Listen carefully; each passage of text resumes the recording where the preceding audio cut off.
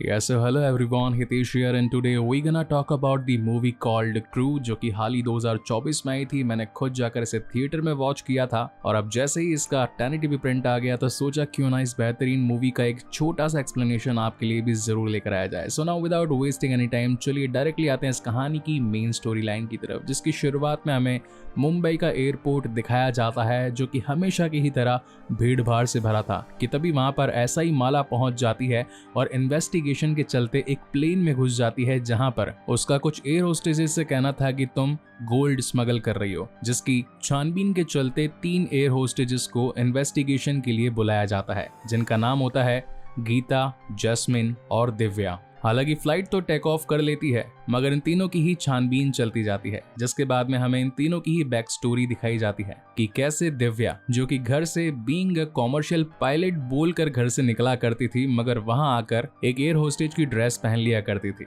फिर बारी आती है गीता की, जिनके पति होते हैं none other than Kapil Sharma. इनका कॉमेडी शो है, काफी टाइम के बाद मूवी में आया है। तो यहाँ पर बेसिकली ये एक ऐसे जॉबलेस पर्सन होते हैं जो कि बीवी से प्यार तो बहुत करते हैं मगर घर चलाने के लिए, खर्चे भरने के लिए पैसा भी तो होना चाहिए। तो यहाँ पर वो कोई ना कोई काम सोच ही रहे होते हैं। इसी के दौरान वो अपनी बीवी से पूछते हैं कि तुम्हारी सैलरी अभी तक क्यों नहीं आई। अब यहाँ पर हुआ ये होता है कि जिस एयरलाइन में तीनों एयर होस्टेजेस काम किया करती थी वो लॉस में चल रही थी और इसी वजह से पिछले 8 महीनों से इनकी सैलरीज रोक दी गई थी। देन सीन शिफ्ट होता है जैस्मिन पर, जो कि शुरू से ही थोड़ी रंगरलियाबाज थी। यहाँ पर वो अमीर लोगों को फंसाकर उनसे थोड़ा पैसा वैसा निकाल लिया करती थी। तो इसी दौरान एक बार जिस शख्स के साथ में वो होटल में रुकी थी वहां उसकी बीवी आ जाती है और मौका पाते ही जैस्मिन वहां से उसका पर्स और थोड़े बहुत पैसे लेकर निकल जाती है। मीनवाइल उसके बचपन का एक सीन भी दिखाया जाता है जहां पर वो बचपन से ही ऐसी थी, यानी कि पैसा निकलवाना, चोरी चकारी करना, थोड़ा सा दिमाग चलाना, ये सब कुछ बचपन से ही उसमें शुमार था। देन सीन शिफ्ट होता है प्रेजेंट टाइम में, जहां ऐसा ही माला इन तीनों को ही कहने लगती है कि तुम मुंबई से दुबई गोल्ड स्मगल कर रही थी और जब तक तुम्हारे सामान, तुम्हारे कपड़े, तुम्हारे बाकी सारी चीजों की चेकिंग नहीं हो जाती तुम यहाँ से घर नहीं जा सकते।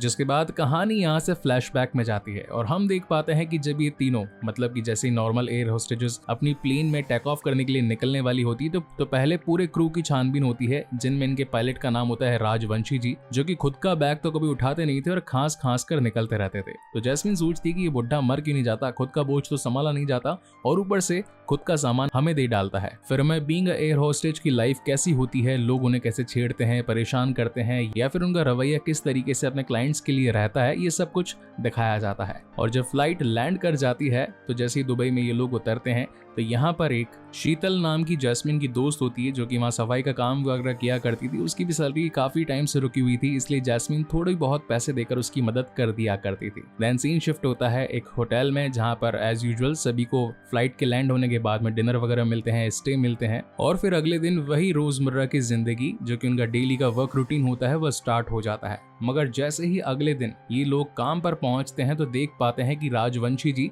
बैठे बैठे ही मर चुके हैं। वो उन्हें जगाने की कोशिश करते हैं और जैसे ही वो उन्हें हिलाते हैं तो पता चलता है कि इनके तो कोट के अंदर ढेर सारा गोल्ड भरा हुआ था, ऑलमोस्ट करीब 15 किलो गोल्ड था ये। तो इस तीनों सोचती है कि क्या हमें इसका गोल्ड ले लेना चाहिए, क्योंकि एक तो वैसी एयरलाइन में काम करते करते ऑलमोस्ट 8 to 9 मंथ्स हो चुके हैं, सैलरी मिली नहीं है, घर पर पैसे देने की जरूरत है, जिंदगी तंगी में चल रही है, लोग तो आराम से अपनी जिंदगी में ऐश कर रहे हैं और ऊपर से हम जो है दिन भर कुट कुट कर मर रहे हैं। दिव्या इनकी बात से नकार देती है और कहती है कि हमें जल्द से जल्द पुलिस को खबर कर लेनी चाहिए। तभी वहां पर ऐसा ही माला आती है और राजवंशी की इस बॉडी पर पड़े 15 किलो गोल्ड को देखकर उसकी भी आंखें चौंक जाती है और फिर इनसे पूछताछ होती है, जहां पर ये लोग बताते हैं कि हम तो हमारे दिन भर का जो रूटीन का काम होता है वही कर रहे थे। राजवंशी जी अचानक से जमीन पर गिर पड़े, हमने जब उन्हें उठाकर जगाने की कोशिश करी तो एकदम से उनके कोट में से गोल्ड निकला। तो अब उस पूरे की पूरे गोल्ड को जब्त कर लिया जाता है। वहां पर हम दिव्या के पुराने बॉयफ्रेंड जयवीर को भी देख पाते हैं, जो कि होते हैं none other than Diljit Dosanjh. अब यहाँ से इनकी एक बचपन की बैक स्टोरी को देख पाते हैं। ये दोनों ही एक ही स्कूल से पास आउट थे, जहाँ पर जयवीर बॉक्सिंग में तो दिव्या वॉलीबॉल के खेल में खेला करती थी। इन दोनों की ही बहुत टाइम के बाद मुलाकात होती है तो ये दोनों आपस में बातचीत करते हैं। कहीं ना कहीं जयवीर उस पर फ्लर्टिंग करने की भी कोशिश करता है, मगर ये तीनों ही इस वक्त काफी परेशान थे तो ये वहां से निकल जाते हैं। देन सीन शिफ्ट होता है गीता पर, जो कि अरुण को बताती है कि यार आज तो धमाल ही हो गया, राजवंशी इतने टाइम से गोल्ड की स्मगलिंग कर रहा था इंडिया से दुबई, लेकिन बुढ़े की तबीयत तो वैसे भी खराब, एक ना एक दिन तो उसे ऊपर पहुंचना ही था और वो दिन आज था, मगर जाते जाते उसका गोल्ड पुलिस वालों ने पकड़ लिया। अरुण क्या हमें भी भी स्मगलिंग कर लेनी चाहिए क्योंकि इतना टाइम हो गया, पैसे तो मिल नहीं रहे, और वैसे भी अगर राजवंशी इस काम को इतने टाइम तक कर सकता है तो हम क्यों नहीं कर सकते। मीनवाइल यही दिमाग थोड़ा बहुत दिव्या का भी चल रहा था, क्योंकि उसके घर पर उसके घर वाले कहते हैं कि काफी टाइम हो गया बेटा काम करते करते, बीइंग अ पायलट तुम्हें तो सैलरी मिलनी ही चाहिए, इतने सारे लोगों को ट्रैवल करवाती हो। और सेम थिंग जैस्मिन के दिमाग में भी चलने लगती है, क्योंकि उसे घर के बिल्स वगैरह भरने थे, इंस्टॉलमेंट पे करनी थी, तो ये तीनों ही सोचने लगती है कि कहीं ना कहीं हमें अब स्मगलिंग का काम शुरू कर देना चाहिए। सीन शिफ्ट होता है मार्केट में, जहां पर गीता सब्जी लेने के लिए सब्जी मंडी आई थी कि तभी वो सुधा मित्तल को देखती है जो कि मनोज मित्तल की वाइफ होती है। तो बेसिकली मनोज मित्तल इनका मैनेजर था जो कि इन सभी को सैलरीज वगैरह बांटा करता था, और उसने इन तीनों को ही कहा था कि मेरी खुद की भी सैलरी पिछले 9 महीने से होल्ड पर है। मगर सुधा के तो हालचाल ही बड़े खतरनाक थे, क्योंकि महंगी महंगी ज्वेलरीज, महंगे कपड़े, महंगे शूज और एसेसरीज पहनकर वो तो ऐसे घूम रही थी जैसे उसके घर में लाखों रुपए आ रहे हों। मीनवाइल टीवी पर ये न्यूज आती है कि विजय माल्या, जिसकी ये पूरी की पूरी एयरलाइन है, उसका लोगों से कहना था कि इस वक्त हम चाहे भले कर्जे में हो मगर हम कभी भी भागेंगे नहीं, और हमारे एम्प्लॉयज को जो सैलरीज रुकी हुई है वो भी जल्द से जल्द मिल जाएगी। जिसके बाद गीता पहुंचती है मनोज मित्तल से मिलने के लिए और कहती है कि आपकी बीवी तो बड़े महंगी महंगी ज्वेलरीज और आईफोन लेकर घूम रही है, आखिर उसके पास पैसा कहां से आया। जिस तरीके से हमारी सैलरी होल्ड पर है, आपकी भी तो होल्ड पर होगी, तो आखिर आप लोग इतने मजे में कैसे जी रहे हो। जहाँ पर मनोज जी बताते हैं कि देखो मेरे पास मेरी थोड़ी पुरानी सी प्रॉपर्टी थी और दूसरे कुछ काम भी चलते हैं, तो मैं अपना घर का खर्चा निकाल लेता हूँ, मगर तुम टेंशन मत लो, विजय माल्या जी बहुत अच्छे हैं और तुम्हारी सैलरीज जल्द ही देंगे। फिर ये तीनों ही परेशान होकर रात को एक जगह पार्टी करने के लिए बैठ जाती है। तो बेसिकली ये कस्टम डिपार्टमेंट का वो एरिया था जहाँ पर लोग जो अपना सामान छोड़ जाते हैं या भूल जाते हैं या फिर जानबूझकर ही चोरी का माल रखकर भाग जाते हैं, तो उस डिपार्टमेंट में ये बैठकर पार्टी वगैरह कर रहे होते हैं, जहाँ पर इन तीनों का ही दिमाग चलता है कि क्यों ना अपन भी वो स्मगलिंग का काम शुरू कर दें और फिर पैसों से पैसा बना ले। और फिर नेक्स्ट डे ये पहुंच जाते हैं मनोज मित्तल के पास में, जो कि इस वक्त अपनी वाइफ के साथ में एक बड़े से मॉल में महंगी महंगी शॉपिंग कर रहा था, जहां पर ये तीनों इसे पकड़कर कहती है कि हमें तुम्हारा सच मालूम चल गया है, तुम विजय माल्या के साथ मिले हुए थे और तुमने राजवंशी के साथ गोल्ड की स्मगलिंग का काम किया था। अगर हमें सच नहीं बताओगे या फिर हमें तुम्हारे काम में इंक्लूड नहीं करोगे तो हम तुम्हारा सारा का सारा पोल पट्टा पुलिस को भेज देंगे और तुम हो जाओगे सलाखों के पीछे। जहां पर राजवंशी जी कहते हैं कि देखो ये थोड़ा सीक्रेट मामला है, यहाँ पर इस पर हम बातचीत नहीं करेंगे, मेरे ऑफिस आकर बातचीत करना। जिसके बाद वो उसे अपने ऑफिस का पता देते हैं और जब ये तीनों उनके ऑफिस में पहुंचते हैं तो ये रख देते हैं उनके सामने 15 किलो गोल्ड और कहते हैं कि ये तुम्हें कैसे भी करके छिपा के मुंबई से दुबई तक पहुंचाना है। अगर इस काम को तुम कर लेती हो तो तुम्हारा कुछ परसेंटेज जो कि राजवंशी को पहले मिलता था वो अब तुम्हें मिल जाएगा। फिर ये तीनों ही घर आ जाती है और सोचने लगती है कि आखिर इस गोल्ड को हम वहां तक लेकर कैसे जाएंगे, क्योंकि अगर डायरेक्टली इन ब्रिक्स को लेकर जाएंगे तो हम तो पकड़े जाएंगे, तो इसके लिए कुछ और रास्ता में चुनना पड़ेगा। जहाँ एक एक करके आइडियाज देने लगते हैं कि तभी दिव्या वहां पर चॉकलेट खा रही होती है, तो उसे याद आता है कि क्यों ना इन गोल्ड को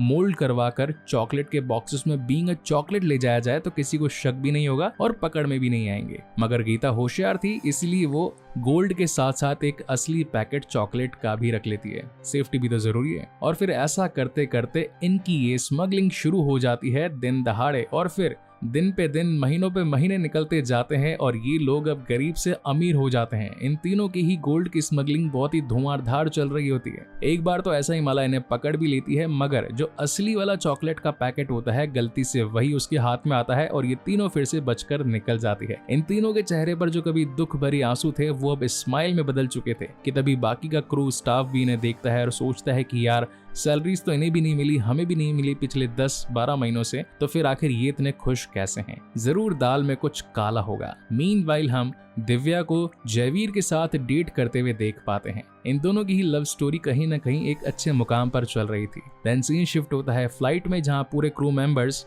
आपस में इन तीनों से बातचीत करते हैं कि भाई आखिर तुम इतने खुश कैसे हो। जहां पर एक लेडी तो रोने लग जाती है और कहती है कि मुझे मेरे बच्चे की स्कूल की फीस भरनी है, अगर मैंने वो नहीं भरी तो उसे स्कूल से निकलवा दिया जाएगा। देन सीन शिफ्ट होता है प्रेजेंट टाइम, वही इन्वेस्टिगेशन पर, जहां ऐसा ही माला इन तीनों को इनकी फोटोज दिखाकर कहती है कि तुम्हारी सैलरीज तो पिछले करीब 1 साल से आई नहीं, तो फिर तुम इतने महंगे क्लब में जाकर इतनी महंगी पार्टीज कैसे कर सकती हो। फिर हमें उस पार्टी का सीन दिखाया जाता है जहां पर इन तीनों ने अपने स्मगलिंग द्वारा कमाए गए पैसों से अय्याशी करी होती है, महंगी महंगी दारुएं खरीदी होती है, खूब डांस वगैरह कर रही होती है, और एक बड़ी बोतल लेकर वहां से जा रही होती है। और वही क्रू स्टाफ मेंबर की वो लेडी जो कि जैस्मीन के हाथ में वो बड़ी वाली शैंपेन की बोतल देख लेती है और ऐसा ही माला से इनकी इन्वेस्टिगेशन के लिए शिकायत कर देती है। और यही वो सीन था जहां पर मूवी की स्टार्टिंग में ऐसा ही माला पूरे के पूरे स्टाफ को लेकर के इन तीनों क्रू मेंबर्स को उठाने के लिए आ चुकी थी। अब यहाँ पर जो जयवीर था वो कस्टम डिपार्टमेंट हेड था जो कि पूरी इन्वेस्टिगेशन को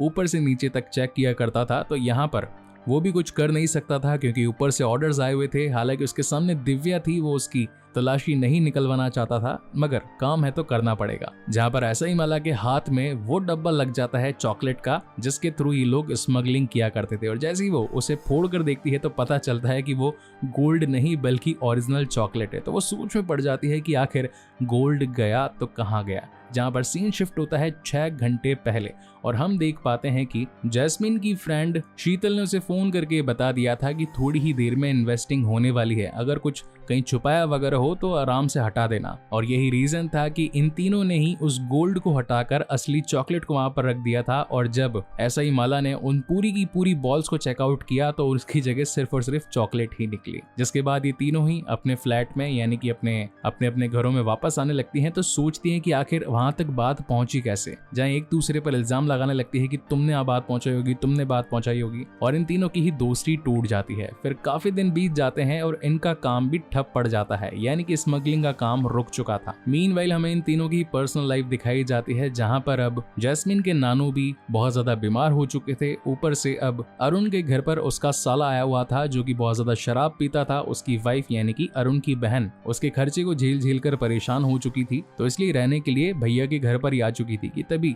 उसका साला अगेन घर में चोरी करने लगता है, जहां पर अरुण जबरदस्ती उसे एक चांटा मारकर वहां से भगा देता है। मीनवाइल दिव्या भी ये सोच रही थी कि क्या उसे जयवीर के साथ अपने कनेक्शन बढ़ाने चाहिए या फिर ये सारी गाड़ी यहीं पर रोक देनी चाहिए, क्योंकि अगर वो ज्यादा इस स्मगलिंग में इन्वॉल्व रही तो कभी ना कभी उसे भी पुलिस पकड़कर अंदर डाल देगी और जो लव स्टोरी उसकी जयवीर के साथ चल रही है वो भी कहीं ना कहीं खत्म हो जाएगी। इसी के साथ हमें ये भी पता चलता है कि जैस्मीन जो कि इस वक्त अब इनसे दोस्ती तोड़कर अपने दूसरे कामों में लगी हुई थी, उसे खबर मिलती है कि उसके नानू का देहांत हो चुका है। इस खबर से वो पूरी की पूरी टूट चुकी थी। जहां पर उसकी बाकी की फ्रेंड्स उससे मिलने के लिए आती है, दुख वगैरह बांटती है और अगेन उन्हें मार्केट में सुधा मिलती है, जहां पर ये तीनों ही सुधा को पकड़ लेती है और कहती है कि आजकल तुम्हारा पति मनोज है कहां पर, क्योंकि जब से पुलिस ने हमारे ऊपर इन्वेस्टिगेशन करी थी वो तो इस शहर से ही गायब हो गया। अब यहाँ पर कहानी का असली खुलासा हम व्यूअर्स को पता चलता है। तो बेसिकली उस दिन जब पुलिस इन्वेस्टिगेशन के लिए फ्लाइट में चढ़ी थी तो इनके क्रू मेंबर्स ने शिकायत नहीं करी थी, बल्कि इसी सुधा मित्तल ने शिकायत करी थी। वो चाहती थी कि मनोज जो कि अभी एक नई रशियन लेकर दुबई में शिफ्ट हो चुका है, मुझ पे अब ज्यादा ध्यान नहीं देता, उसे पुलिस के डंडे खाने चाहिए। इसीलिए सुधा ने ही पुलिस यानी कि ऐसा ही माला को कॉल करके बताया था जो फ्लाइट मुंबई से दुबई जा रही है उसमें ढेर सारा गोल्ड भरा हुआ है। इसी के साथ इन तीनों को ये भी पता चलता है कि मनोज मित्तल इतने टाइम से विजय माल्या के लिए काम कर रहा था। अब विजय माल्या जो है ये इतने टाइम से जो लोगों की सैलरीज वगैरह रोक कर बैठा था, तो ये क्या करता था, उस पूरे पैसे का गोल्ड बनवाकर इंडिया से पहले तो दुबई मंगवाता था और अब दुबई से उसकी प्लानिंग थी इस पूरे गोल्ड को एक बार आ जाने के बाद कहीं और शिफ्ट कर लेने की, क्योंकि दुबई में पहले उसकी बेटी की शादी भी थी, इसलिए वो इतने टाइम से रुका हुआ था। तो अभी तीनों ही प्लानिंग्स बनाती है कि हमको कैसे भी करके उस बड़े चोर विजय माल्या को दिवालिया करना होगा। जहां पर अभी तीनों ही बैठकर उसी कस्टम डिपार्टमेंट में एक एक करके प्लानिंग लगाने लगते हैं। सबसे पहले तो ये दुबई कैसे पहुंचेंगे, वहां पर उस शादी में कैसे जाएंगे और फिर विजय माल्या का सोना कैसे चुराएंगे। देन डायरेक्टली सीन शिफ्ट होता है दुबई में, जहां पर अब ये तीनों ही क्रू मेंबर्स पहुंच चुके होते हैं दुबई, और जिस होटल में विजय माल्या अपनी बेटी की शादी करवाने वाला था ये भी वहां पर आ चुके थे। अब सबसे पहले तो ये वहां के स्टाफ मेंबर्स में चेंज हो जाते हैं, क्योंकि गीता की जो साली थी वो भी कभी इस होटल में being A staff member job किया करती थी, तो उसी की मदद से इन तीनों के आईडी कार्ड्स बन जाते हैं और ये तीनों ही यहाँ पर जॉब करने लग जाते हैं। देन दूसरी मदद दिव्या के यहाँ से आती है। दिव्या का भाई एक हैकर था जो कि इनके सिस्टम को हैक कर लेता है सारे के सारे सीसीटीवी फुटेजेस को बंद करने में। देन बारी आती है जैस्मीन की, जो कि सीधा पकड़ती है मनोज मित्तल को और कहती है कि देखो तुम्हारी वजह से हम इस बड़ी प्रॉब्लम में फंसे हैं, ना तो तुम्हारी वाइफ पुलिस को हमारे बारे में शिकायत करती और ना ही पुलिस की वजह से आज हमारा काम ठप होता, और ऊपर से तुम तो अब इंडिया में हो भी नहीं, विजय माल्या के साथ बैठकर बड़े बड़े पैसों में ऐश कर रहे हो। तो चलो मेरे पास तुम्हारे लिए एक प्लान है, हमें ये तो पता है कि विजय माल्या का सारा सोना इस वक्त इसी होटल में है, मगर हमारे पास उसके कमरे की चाबी नहीं है। अगर तुम कैसे भी करके वो हमें अरेंज करवा दो तो जितना भी सोना हम लूटेंगे उसका 50% तुम्हें दे देंगे। इस डील पर मनोज भी उनकी बात मान जाता है, जिसके बाद में यहाँ पर एक जोरदार पार्टी होती है और नाच गाने के बीच में गलती से विजय माल्या की जेब से उसी कमरे की चाबी गिर जाती है और ये तीनों ही उस चाबी को वहां से ले जाकर सीधा कमरे में पहुंच जाती है और एक एक करके गोल्ड की तलाशी लेती है कि तभी वहां पर विजय माल्या की बेटी आयशा माल्या पहुंच जाती है, जो कि ड्रेस चेंज करने के लिए आई थी, मगर ये तीनों ही उसे बेहोश करके वहां से ले जाती हैं। और अब नेक्स्ट डे ये लोग दुबई से भागने वाले थे, तो यहाँ पर इस बार कोई दूसरा क्रू स्टाफ नहीं बल्कि इन्हीं का क्रू मौजूद होता है, जो कि अब इनके हाथ पैर बांधकर वाइन में जिन्होंने नशे की दवाई मिलाई थी उसके थ्रू बेहोश कर देता है और फिर सारा सोना वहां से लेकर जाने वाले होते हैं। मगर दिक्कत की बात ये थी कि उस प्लेन को चलाएगा कौन। हालांकि दिव्या ने बीइंग अ पायलट की पढ़ाई जरूर की थी, मगर कभी प्लेन उड़ाया नहीं था, तो ये तीनों ही से विश्वास दिलाती है और कहती है कि हाँ यार तुम कर लोगी। और फाइनली ये एक इंडिया के गांव में उस प्लेन को लैंड करवा देती है और सारा का सारा गोल्ड लेकर खुद भाग जाती है और अपने दोस्त जयवीर के लिए एक बड़ा चोर यानी कि विजय माल्यान पीछे छोड़ जाती है। जिसके बाद हम इस कहानी के कुछ स्पेशल मोमेंट देख पाते हैं, जहां पर वो सभी दोस्त जिन्होंने इन तीनों की मदद करी थी, जैसे कि जैस्मिन की शीतल, गीता की साली और दिव्या का भाई, इनको भी छोटी छोटी गोल्ड की बॉल्स मिल जाती है ताकि ये लोग भी अपने खर्चों को अच्छे से मैनेज कर सके। और इसी के साथ ये बेहतरीन मूवी यहीं पर खत्म होती है। आई होप गाइस की मूवी आपको पसंद आई होगी और इसी तरीके की बेहतरीन मूवीज और देखने के लिए इस चैनल को जरूर सब्सक्राइब कीजिएगा। और हाँ, जाते जाते एक बात और, आपके फाइनल सपोर्ट की वजह से इस चैनल को एक सिल्वर प्ले बटन भी मिल चुका है। हालांकि वो मैंने वीडियो डाला नहीं है अनबॉक्सिंग का, मगर मैं जल्दी डालूंगा। सो तब तक के लिए keep watching and stay safe. मिलते हैं अगले वीडियो में।